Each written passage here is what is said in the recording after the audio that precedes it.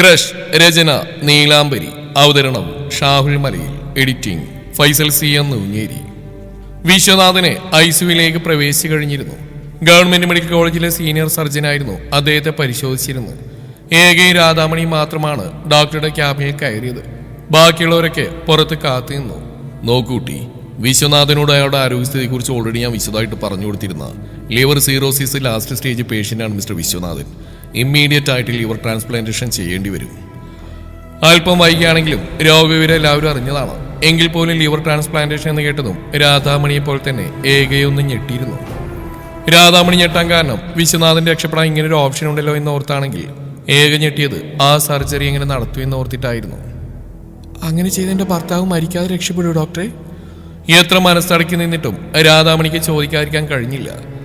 പക്ഷേ ഏകയുടെ മനസ്സിലപ്പോഴും സർജറി വേണോ വേണ്ടോ എന്ന കാര്യത്തിലോ തൻ്റെ അച്ഛൻ രക്ഷപ്പെടുമോ രക്ഷപ്പെടില്ല എന്ന കാര്യത്തിലോ സംശയങ്ങളൊന്നും തന്നെ ഉണ്ടായിരുന്നില്ല. മൊത്തം ചെലവ് എത്രയാണെന്ന് അറിയണം, എങ്ങനെയും അതിനുള്ള പണം കണ്ടെത്തണം, അതായിരുന്നു അവരുടെ മനസ്സിലപ്പോൾ. മിസ്സിസ് വിശ്വനാഥൻ, കരൾ മാറ്റിവെക്കൽ ശസ്ത്രക്രിയക്ക് ഒരുപാട് മുൻകരുതലുകൾ ആവശ്യമാണ്. രോഗിയുടെ ആരോഗ്യസ്ഥിതി വിലയിരുത്തിയാണ് ഞങ്ങൾ ഇത് തീരുമാനിക്കുക. ശസ്ത്രക്രിയയും അതിനുശേഷമുള്ള പരിചരണവും താങ്ങാൻ രോഗിക്ക് ശാരീരിക ശേഷിയുണ്ടോ എന്ന് പരിശോധിക്കണം. ഇത് മദ്യപാനം മൂലം ഉണ്ടായ സീറോസിസ് ആണ്. അതുകൊണ്ട് തന്നെ ശസ്ത്രക്രിയയ്ക്ക് ശേഷം പൂർണ്ണമായിട്ടും മദ്യം ഒഴിവാക്കണം. പറഞ്ഞ ശേഷം രാധാമണിയെ കേൾക്കാനെന്ന വണ്ണം അവരുടെ മുഖത്തേക്ക് മിഴിയുറപ്പിച്ചു ഡോക്ടർ. ഈ പറഞ്ഞ കരൾ നമുക്കങ്ങനെ വാങ്ങാൻ കിട്ടുന്ന സാധനം നല്ലല്ലോ ഡോക്ടർ. മാത്രമല്ല ഇതൊരു സർക്കാർ ആശുപത്രിയല്ലേ. രാധാമണിയുടെ വിവരക്കേടിന് ഒരു അവസാനമില്ലായിരുന്നു.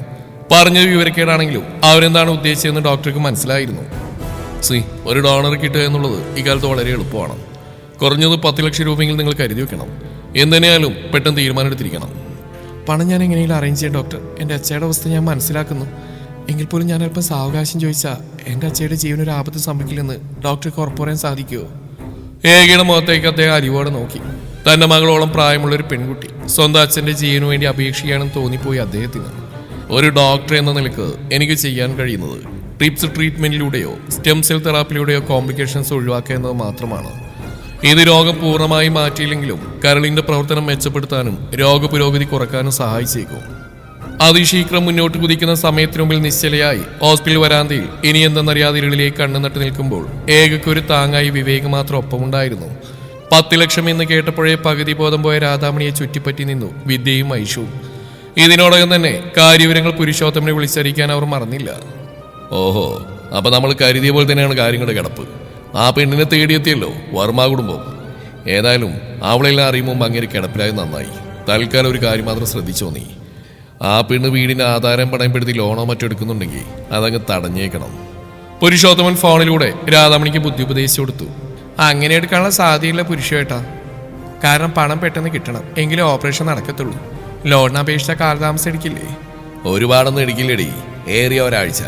പ്രൈവറ്റ് ബാങ്കുകാർ ഹോസ്പിറ്റൽ വന്ന് വേണമെങ്കിൽ ലോൺ സാങ്ഷൻ ആക്കിയിട്ട് പോകും. അങ്ങനത്തെ കാല. അല്ലെങ്കിൽ അവൾക്ക് പണം ആരുടെയെങ്കിലും കയ്യിൽ നിന്നും മറിച്ചിട്ട് ലോൺ കിട്ടുമ്പോൾ തിരിച്ചു കൊടുക്കാലോ. എന്തായാലും അത് നീ ഒന്ന് ശ്രദ്ധിച്ചോ. പുരുഷോത്തമന്റെ കോൾ കട്ട് ചെയ്ത് ഏക നിൽക്കുന്ന ഭാഗത്തേക്ക് പതിയെ ചെന്നു രാധാമണി. 10 ലക്ഷം എന്നൊക്കെ പറഞ്ഞാൽ നിന്നെ കൊണ്ട് കൂട്ടിയാ കൂടോ പെങ്കൊച്ചേ? നീ വല്ല വഴിയും കണ്ടു വെച്ചിട്ടുണ്ടോ? ഇല്ലാത്ത ദുഃഖം നടിച്ച് ഏകയുടെ അടുത്ത് വന്നിന്ന് ചോദിക്കുകയാണ് രാധാമണി. കലങ്ങിയ കണ്ണുകൾ ഉയർത്തി അവൾ അവരെയും നോക്കി. ഒന്നും നോക്കാതെ 10 ലക്ഷം രൂപ എടുത്താനുള്ള ബന്ധങ്ങളൊന്നും എനിക്കില്ല. ലോൺ എന്തെങ്കിലും കിട്ടുമോ നോക്കണം. അച്ഛയൊന്ന് കണ്ണുറന്നോട്ടെ. ചെറിയമ്മ എന്നാൽ അവൾക്ക് വെറുപ്പാണെങ്കിൽ പോലും പറയുമ്പോൾ അവളത് പുറത്തു കാട്ടിയില്ല. പുരുഷോത്തമൻ പറഞ്ഞു തന്നെയാണ് ഏകയുടെ മനസ്സിലിപ്പെന്നറിഞ്ഞും രാധാമണിയിൽ വെറുപ്പ് പ്രകടമായി തുടങ്ങി. ആദ്യം എങ്ങനെ ശരിയാവാനാ കൊച്ചേ? വിദ്യമോൾക്കൊരു ആലോചന ഏതാണ്ട് ഉറച്ച മട്ട. ലോൺ എടുത്തിട്ടായാലും ആ വിവാഹം നടത്തണം നിന്റെ അച്ഛനും പറയുന്നുണ്ടായിരുന്നു. ഈ കാര്യത്തിന് 10 ലക്ഷം രൂപ എടുത്താൽ പിന്നെ അവൾക്കൊരു കാര്യം വരുമ്പോൾ ഞാനെന്ത് ചെയ്യും? സ്വർണത്തിനൊക്കെ ഇപ്പം എന്താ വിലയാ? വിദ്യ മാത്രമല്ല, അവൾക്ക് താഴെ നിങ്ങൾ 2 പെൺകുട്ടികളല്ലേ. നാളെ നിങ്ങൾക്കൊരു നല്ല ബന്ധം വന്നാലും ആ പ്രമാണം കൊണ്ട് എന്തെങ്കിലും ഉപയോഗം വേണ്ടേ? വലിയ കാര്യമായി ഏകയെ ബ്രെയിൻ വാഷ് ചെയ്യുകയാണ് രാധാമണി. ഈ സമയം ഏകയോട് നയത്തിൽ ഇടപെട്ടില്ലെങ്കിൽ പണി കിട്ടാനുള്ള സാധ്യതയുണ്ടെന്ന് രാധാമണിക്ക് നല്ലപോലെ അറിയാം. പണവും പണ്ടവും സ്വത്തിനേക്കാളൊക്കെ എനിക്ക് വലുത് എൻ്റെ അച്ഛയുടെ ജീവനാ. ചെറിയമ്മ ഇത്രയും സൗമ്യമായിട്ട് പറഞ്ഞതിനേക്കാൾ കൂടുതലായിട്ട് എൻ്റെ കാൽ വീണ് പറഞ്ഞാൽ കൂടി നിങ്ങൾ ഞാൻ കേൾക്കില്ല, അനുസരിക്കില്ല. അതുപോലെ എന്നെ അനുസരിപ്പിക്കാനും നോക്കേണ്ട നിങ്ങൾ. പറഞ്ഞുകൊണ്ട് അവൾ ഇരുളിലേക്ക് ഇറങ്ങി നടന്നു. പലരുടെയും മുഖങ്ങൾ അവളുടെ മനസ്സിലൂടെ കടന്നുപോയി. പണം കടം ചോദിച്ചാൽ എടുത്തുതരാൻ കഴിയുന്ന ബന്ധങ്ങൾ ഒരുപാടുണ്ട് തനിക്ക്. പക്ഷേ 10 ലക്ഷം രൂപയെന്ന് അവരാരുടെയും കയ്യിൽ നിന്ന് അവൾക്ക് തന്നെ ബോധ്യമാണ്. അമ്മ വീട്ടുകാരെ കുറിച്ച് അവ്യക്തമായി എന്തോ അച്ഛ പറയുന്നുണ്ടായിരുന്നു. വലിയ കുടുംബക്കാരാണെന്നോ മറ്റോ പണ്ടെപ്പോഴോ അച്ഛ പറഞ്ഞു കേട്ടിട്ടുണ്ട്.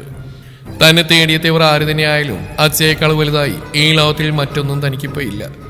ഇത്തരം ചിന്തകളിലൂടെ കടന്നു പോകുമ്പോൾ ഒരിക്കൽ പോലും വൈരിന്റെ മുഖം അവളുടെ ഓർമ്മയിൽ പോലും എത്തി നോക്കിയിരുന്നില്ല. കാരണം അവൾ സ്നേഹിച്ചത് അവന്റെ പണത്തെ ആയിരുന്നില്ല. പക്ഷേ മറ്റൊരു മുഖം അവളുടെ മനസ്സിലേക്ക് കടന്നു വന്നു. രുദ്രദേവ് എന്തുണ്ടെങ്കിലും വിളിക്കണമെന്ന് പറഞ്ഞ് നമ്പർ തന്ന മനുഷ്യനാണ്. ആ നമ്പറിൽ വിളിച്ച് താൻ ഒരിക്കലും ഇത്രയും വലിയ തുക കടമായിട്ട് പോലും ചോദിക്കില്ല. അങ്ങനെ താൻ ചെയ്താൽ ആ മനുഷ്യന്റെ ജീവരക്ഷയിന് പ്രതിഫലം ചോദിച്ച പോലെ ആയിപ്പോവും. ലോൺ ശരിയായാൽ കൃത്യമായി ലോൺ എടുക്കാൻ ഒരു ജോലി തനിക്ക് ആവശ്യമാണ്. വരുമാനമില്ലാത്ത ഒരു കുടുംബത്തിന് ആരാണ് ലോൺ തരിക? ബാംഗ്ലൂരിൽ നിന്ന് തിരികെ വീട്ടിലെത്തിയ അന്ന് തന്നെ ഒരു ജോലിക്ക് വേണ്ടി ശ്രമിച്ചിരുന്നു. അറിയാവുന്നവരോടൊക്കെ വിളിച്ചു ചോദിച്ചിരുന്നു. ഉണ്ടായിരുന്ന നല്ല ജോലി ഉപേക്ഷിച്ച് ഇറങ്ങി തിരിച്ചപ്പോൾ ഒരു ജോലി കിട്ടുക എന്നുള്ളത് ഇത്ര പ്രയാസമാണെന്ന് താൻ കരുതിയിരുന്നില്ല. അച്ഛമ്മ എന്താ ഈ പറയുന്നത്? ഈ നിൽക്കുന്ന 4 പോരാഞ്ഞ് ഇനി ഒരുത്തി കൂടി ഉണ്ടെന്നോ? വാർത്ത മൊറപ്പെണ്ണുകൾ ഇനിയുണ്ടെങ്കിൽ മുന്നിൽ കൊണ്ട് നിർത്തിയെന്ന് ഞാൻ പറഞ്ഞതേ എനിക്കതിൽ നിന്നും നല്ലത് സെലക്ട് ചെയ്ത് സ്വയംവരം ചെയ്യാനല്ല. കട്ടിലായിരുന്ന ജാനകിയുടെ അടുത്തുനിന്ന് ചാടി എഴുന്നേറ്റ് അങ്ങിങ്ങായിരിക്കുന്ന 4 കസിൻസിനെയും ചൂണ്ടിക്കാട്ടി വൈരിൻ അലറി. ഈ അലർച്ച രുദ്രദേവും ജാനകി വർമ്മയും പ്രതീക്ഷിച്ചു തന്നെയാണ്. വൈരിനെ നോക്കിയ ശേഷം ചുറ്റും കൂടി നിൽക്കുന്ന ഓരോരുത്തരെയും സസൂക്ഷ്മം നിരീക്ഷിക്കുകയായിരുന്നു ജാനകി. എല്ലാവരുടെ മുഖത്തും തികഞ്ഞ അമ്പരപ്പും ദേഷ്യവുമാണ്. പക്ഷേ ദേവികയുടെ മുഖത്ത് മാത്രം വിശ്വസിക്കാനാവാത്ത എന്തോ കേട്ട ഭാവമാണ്. കാരണം രാജലക്ഷ്മി എന്നാൽ ആൾക്ക് അത്രയും പ്രിയപ്പെട്ടവളായിരുന്നു. രാജലക്ഷ്മിയുടെ പ്രണയം പൂവണിയാൻ കൂട്ടുന്നതും ദേവിക തന്നെയായിരുന്നു. ആ കാരണം കൊണ്ട് തന്നെയാണ് രാജലക്ഷ്മി വീട് വിട്ടിറങ്ങിയ പിന്നെ ദേവികയോട് ജാനകി മിണ്ടാതായതും. എഴുന്നേൽക്കുമ്പോൾ ഉറപ്പുള്ളതെന്തോ പറയാൻ പോകുന്ന ഭാവമായിരുന്നു ജാനകി. എന്താ ആരും ഒന്നും മിണ്ടാത്തത്? രാജലക്ഷ്മി വർമ്മയെ എല്ലാവരും അങ്ങ് മറന്നുപോയോ? ശരിയാ, ഒരു കാലത്ത് ഞാൻ അവളെ മനഃപൂർവ്വം മറന്നിരുന്നു. പക്ഷേ കാലം വായിക്കാത്ത മുറിവുകളില്ലല്ലോ. എന്റെ മോള് മരണപ്പെട്ടുന്ന വാർത്തയ്ക്ക് ശേഷവും അവള് ചെന്ന് കയറിയ കുടുംബത്തെ മനഃപൂർവ്വം നമ്മളെല്ലാവരും തഴഞ്ഞു. വാമിക ഒഴികെയുള്ള എൻ്റെ ചെറുകുട്ടികളെല്ലാവരും രാജലക്ഷ്മിയെ കണ്ടിട്ടുണ്ട്. പക്ഷെ ആരുടെയും ഓർമ്മയിലില്ല എന്ന് മാത്രം. ഒഴികെയുള്ള ഓരോരുത്തരും തീരെ ചെറിയ കുട്ടികളായിരുന്നു അന്ന്. എന്നിരുന്നാൽ പോലും രാജലക്ഷ്മിയുടെ കഥ കേൾക്കാത്ത ആരും തന്നെ ഈ കൂട്ടത്തിൽ ഉണ്ടാവില്ലെന്ന് എനിക്കറിയാം. കൂടുതലൊന്നും ഞാൻ പറയുന്നില്ല. ഞാൻ പറഞ്ഞു തന്നെ ആവർത്തിക്കുക. എൻ്റെ കുടുംബത്തിൽ വിച്ചുവിന് മുറപ്പെണ്ണുങ്ങൾ 3 അല്ല 4. പിന്നെ ദേവിൻ്റെ മകൾ അഞ്ജലി ഈ കൂട്ടത്തിൽ ചേർത്ത് ഞാനല്ല, അവൻ്റെ അമ്മ തന്നെയാ. എന്ന് കരുതി രാജിയുടെ മകളെ വിവാഹം കഴിക്കാൻ ഞാൻ ഒരിക്കലും വിച്ചുവിനോട് പറയില്ല.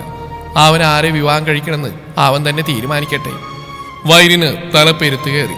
തനിക്ക് വേണ്ടി എന്തോ വലിയ കാര്യം ചെയ്തു എന്ന ഭാവമാണ് അച്ചമ്മയിലെന്ന് അവന് തോന്നി. 5 പേരെന്നല്ല 1000 പേരെ മുന്നിൽ കൊണ്ടിരുത്തിയാലും അതിൽ നിന്ന് ഒരാളെ പോലും താൻ സ്വീകരിക്കില്ല. അച്ഛമ്മ, അച്ഛാ, എനിക്ക് നിങ്ങൾ രണ്ടോട് ഒരു കാര്യം പറയാനുണ്ട്. The most important thing in my life.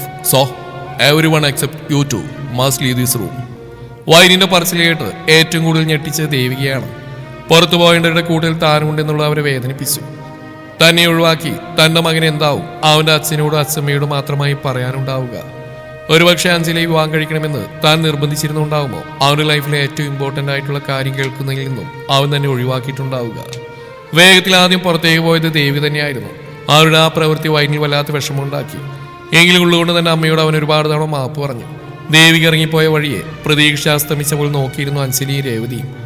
മകൾക്ക് വേണ്ടി സംസാരിക്കാൻ കൂട്ടുപിടിച്ച ഏക വ്യക്തിയാണ് ആദ്യമേ തന്നെ മുറിവിട്ട് പോയിരിക്കുന്നത്. രേവതിക്കൊപ്പം പുറത്തേക്ക് ഇറങ്ങുമ്പോൾ അഞ്ജലി ദയനീയ ഭാഗത്തിൽ വൈരിനെ നോക്കി. ആളുടെ മനസ്സിൽ വൈരിന്റെ മുറിയിൽ നിന്ന് ഇറങ്ങി വരുന്ന ഏകയുടെ മുഖമായിരുന്നപ്പോൾ താനൊരു പെണ്ണിനെ സ്നേഹിക്കുന്നുവെന്നായിരിക്കുമോ വൈരിനി പറയാൻ പോകുന്നത്? ഓർത്തിട്ട് അഞ്ജലിക്ക് തല ചുറ്റുന്ന പോലെ തോന്നി.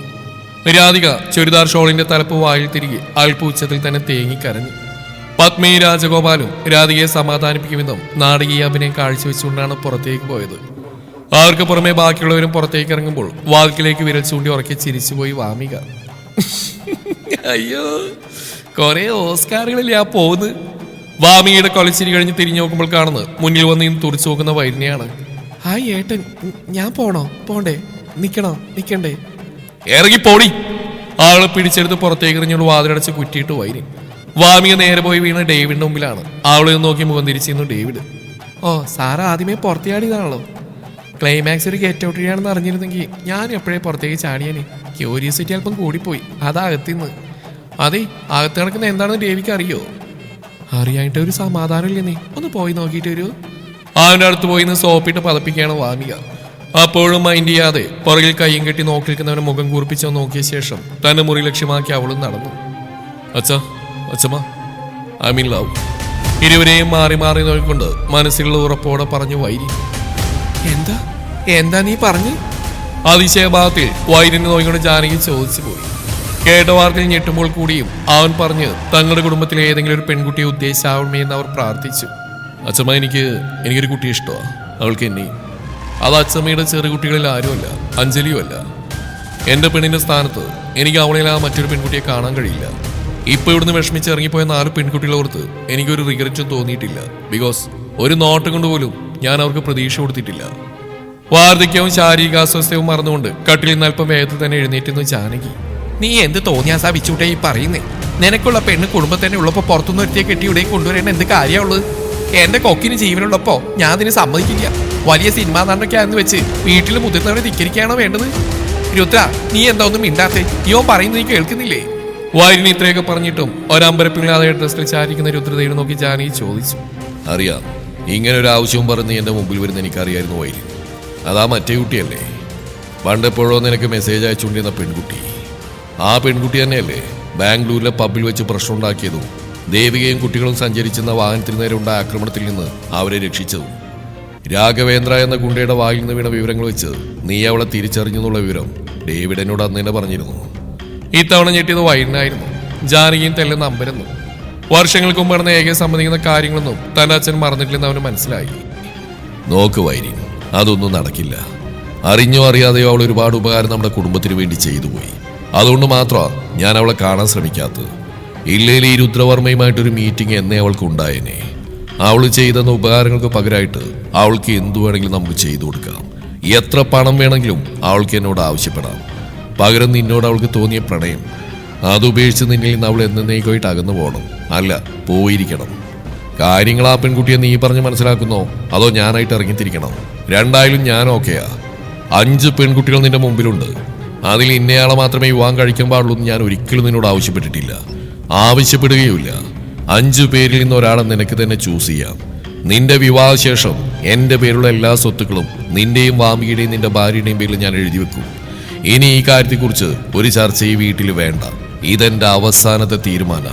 ഒപ്പം നിന്റെയും. തന്റെ മകൻ ഇങ്ങനെ ഒരു ആവശ്യമായി എന്തെങ്കിലും വന്നാൽ പറയാൻ കരുതി വെച്ചിരുന്ന വാക്കുകളാണ് അദ്ദേഹം ഇപ്പോൾ പറഞ്ഞു. പക്ഷെ അദ്ദേഹത്തിന്റെ വാക്കുകളിൽ അത്രത്തോളം ഉറപ്പ് വൈനിന്റെ തീരുമാനത്തിലും ഉണ്ടായിരുന്നു. അച്ഛാ, രുദ്രദേവ് വർമ്മയുടെ മകൻ തന്നെയാണ് ഈ ഞാൻ. അച്ഛന്റെ അന്തിമ തീരുമാനം പോലെ എനിക്കുണ്ടാവും അത്തരത്തിലൊരു തീരുമാനം. ആ പറഞ്ഞതിന് ബദലായി രുദ്രദേവ് പുച്ഛത്തോടെ ചിരിച്ചു. ശരി, നിനക്ക് തീരുമാനിക്കാം. അത് ഈ മാൻഷന് പുറത്തു വച്ചായിരിക്കണമെന്ന് മാത്രം. പിന്നീട് ഇവിടേക്ക് ഒരു മടക്കം നിനക്കുണ്ടാവില്ല. കുറച്ചു മുമ്പ് നീ കേട്ടുകാണല്ലോ രാജലക്ഷ്മിയെ കുറിച്ച്. പണ്ട് അവൾ ഇതുപോലെ തീരുമാനം എടുത്തിരുന്നു. അന്ന് അവളോട് ഞാൻ ഇത് തന്നെയാ പറഞ്ഞ്. ഞാൻ പറഞ്ഞു കേൾക്കാതെ അച്ഛനെയും അമ്മയും മറ്റു പ്രിയപ്പെട്ടവരെ ഉപയോഗിച്ച് അവൾ ഈ മാൻഷൻ വിട്ട് ഇറങ്ങിപ്പോയി. എന്നിട്ട് എന്തായി? അവൾക്ക് എല്ലാം നഷ്ടമായി, സ്വന്തം ജീവൻ പോലും. ആരുടെ കൂടെയാണ് അവൾ ഇറങ്ങിപ്പോയത് അയാൾക്ക് മറ്റൊരു ജീവിതമായി, കുട്ടികളും കുടുംബമായി. അവളുടെ ചോരയി പറഞ്ഞ മകൾ അനാഥയായി. ആ പെൺകുട്ടിയുടെ അനാഥത്വം മാറ്റാൻ ഞങ്ങൾക്കിപ്പോ കഴിയും. പക്ഷേ ചരിത്രം ആവർത്തിക്കാൻ പാടില്ല. അപ്പോഴേക്കും രുദ്രദേവ് വർമ്മയ്ക്ക് ഒരു കോൾ വന്നിരുന്നു. അയാൾ തനിക്ക് വന്ന അൺനോൺ നമ്പറിലേക്ക് ഒന്ന് സൂക്ഷിച്ചു നോക്കി. പതിയെ ബെഡിൽ നിന്ന് എഴുന്നേറ്റ് പുറത്തേക്ക് നടക്കുമ്പോൾ വൈരിൻ അയാളുടെ പുറകെ പാഞ്ഞു. അച്ഛൻ, ഞാൻ പറയുന്നത് പൂർണ്ണമായിട്ട് കേൾക്കാതെ അച്ഛൻ എങ്ങോട്ടാണ് ഈ പോകുന്നത്? എനിക്ക് ഇനിയും കുറെ കാര്യങ്ങൾ അച്ഛനോട് പറയാനുണ്ട്. എല്ലാവരെയും ഉപേക്ഷിച്ച് മാൻഷൻ വിട്ടിറങ്ങുന്നത് ഞാൻ എവിടെയും പറഞ്ഞിട്ടില്ല, ഒരിക്കലും പറയുകയില്ല. ആ പെൺകുട്ടികളാണ് മറ്റാരും എനിക്ക് ആ സ്ഥാനത്ത് കാണാൻ കഴിയില്ലെന്ന് മാത്രമേ ഞാൻ പറഞ്ഞിട്ടുള്ളൂ അച്ഛാ. അവന്റെ സ്വരം നേർത്തു വന്ന് അത്രമേൽ ദയനീയമായി.